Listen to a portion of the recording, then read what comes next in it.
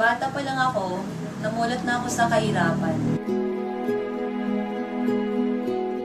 Isa sa mga hindi ko makakalimutan, December 25, 2005 noon. Nasa palengke ako noon, nagbebenta ng mais.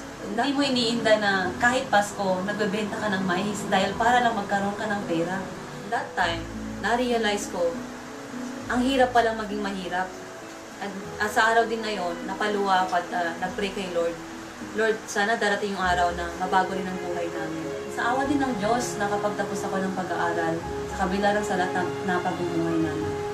At syempre, sobrang tuwa ko naman dahil sa pagkakaalam, pagtapos ka na mag-aral, ay makakatulong ka na sa pamilya mo.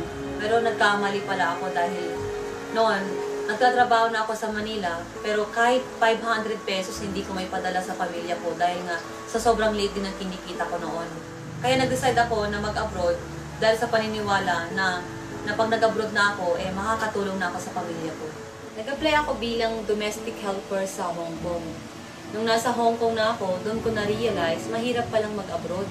Lalo na kung milya-milya pa ang layo mo sa pamilya mo. Kaya hindi rin ako nagtagal doon dahil nga nakahanap ako ng amo na halos ayaw kong pakainin at tinatrato ako ng hindi maganda. Kaya nag-decide ulit ako na umuwi na lang ng Pinas. Pag-uwi ko ng Pinas, wala akong trabaho. Kaya naisip ko ulit mag-abroad pero this time, Canada naman.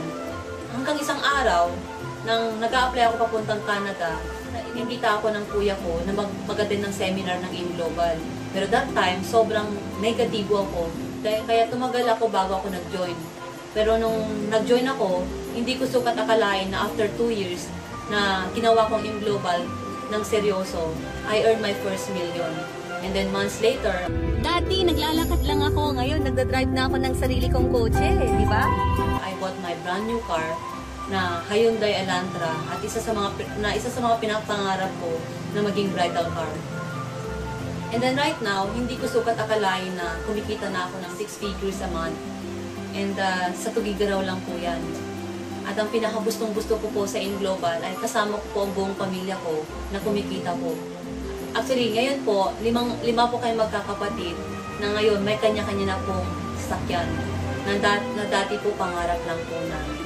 Napatunayan ko na hindi lang pala pag-abroad ang sagot para mabagong buhay natin, kundi meron din palang mga oportunidad kagaya ng AIM Global na pwedeng mabagong buhay at pwedeng makamit ang mga pangarap natin kasama ang pamilya natin.